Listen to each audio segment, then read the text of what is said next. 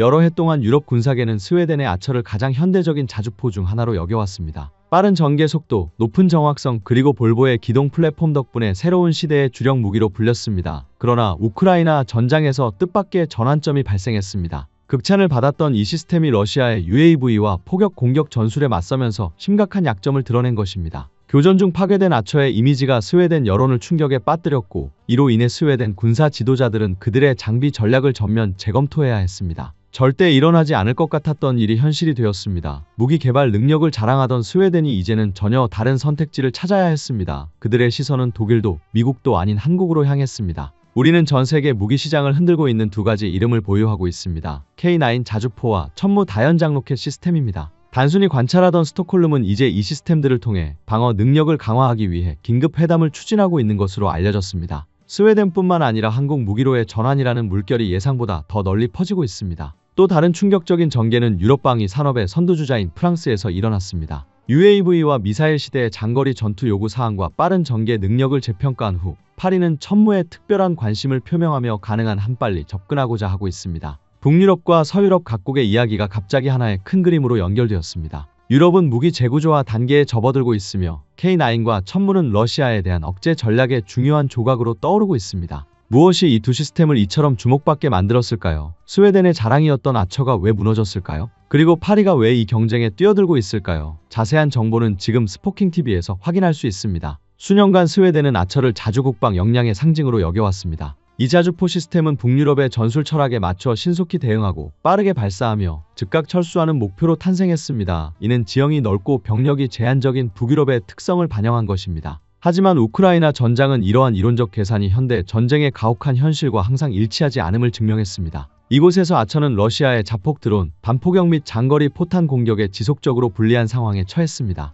러시아 우크라이나 전쟁의 전장은 더 이상 빠른 발사 철수의 장소가 아니라 보호 능력과 견고함이 부족한 모든 장비가 순식간에 목표물이 되는 환경이 되었습니다. 아처 포대가 파괴된 이미지가 온라인에 퍼지면서 스톡홀름은 충격을 피할 수 없었습니다. 이는 전쟁이 빠르게 변화하는 상황에서 바퀴 기반 플랫폼에 대한 절대적인 신뢰가 이미 시대에 뒤떨어졌을 수 있다는 경고의 신호였습니다. 직접적인 피해뿐만 아니라 스웨덴은 아처의 바퀴 구조가 두꺼운 눈, 부드러운 지형, 얼음이 많은 지역에서 극도로 어려움을 겪을 수 있음을 깨달았습니다. 이는 북유럽에서 흔히 접할 수 있는 조건입니다. 반면 K9과 같은 궤도식 시스템은 지형 적응력이 뛰어나고 더 안정적이며 눈과 숲이 많은 지역으로 신속히 병력을 이동시킬 때 제한이 적다는 점을 입증했습니다. 이러한 대조는 스웨덴이 포병 전략을 전면 재평가하도록 촉발했습니다. 이전에는 아처가 모든 상황에 충분하다고 믿었지만 우크라이나에서 얻은 경험을 통해 바퀴 기반 플랫폼이 메울 수 없는 빈틈을 깨달았습니다. 이는 UAV 공격 시 생존 능력, 깊은 눈 속에서의 기동성, 그리고 전선에서의 장기적인 화력 유지 능력을 포함합니다.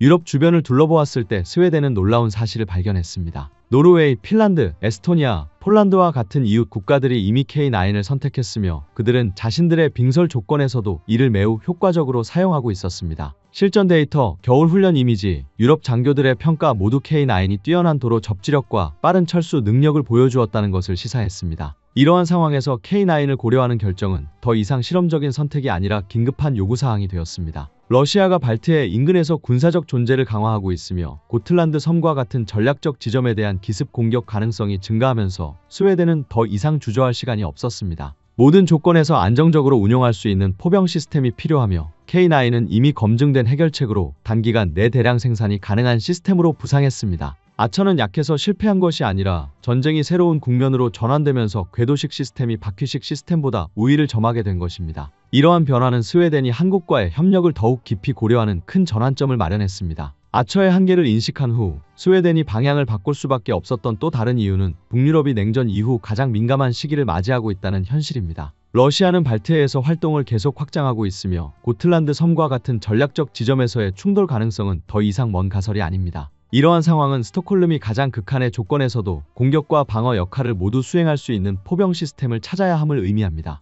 이때 K9이 주목받는 후보로 떠오르게 됩니다. 이는 단순히 명성 때문이 아니라 스웨덴이 직면한 문제들을 정확히 해결하기 때문입니다. 우선 K9의 궤도식 플랫폼은 연중 눈이 덮인 환경에서 필요한 안정성을 제공합니다. 북유럽에는 다목적 군용 차량조차 어려움을 겪는 지역이 많지만 K9은 속도를 유지하고 균형을 잡으며 작전 범위에 제한이 없습니다. 이는 모든 포병 시스템이 적의 UAV에 탐지되지 않도록 신속히 기동해야 하는 상황에서 특히 중요합니다. 이동 능력 외에도 K9은 장기적인 전투 지속 능력에서 높은 평가를 받고 있습니다. 반자동 탄약 장전 시스템, 대용량 탄약 저장고, 안정적인 발사 속도 덕분에 포대는 자주 보급받지 않고도 화력을 유지할 수 있습니다. 이는 포병이 상륙 가능 지역에 지속적으로 압박을 가해야 하는 해안 방어 시나리오에서 큰 이점을 제공합니다. 스웨덴이 특히 주목한 또 다른 요소는 실전에서의 신뢰성입니다. 노르웨이, 핀란드, 에스토니아와 같은 이웃 국가들은 K9을 이론적으로 선택한 것이 아니라 여러 겨울 훈련에서 실제로 배치하여 기대 이상의 결과를 얻었습니다. 지형이 유사한 국가들의 경험은 스톡홀름에게 K9이 단순히 적합한 것이 아니라 필수적으로 적합하다는 확신을 주었습니다. 더 나아가 K9의 매력은 대량 생산 가능성과 빠른 납품 속도에서도 나옵니다.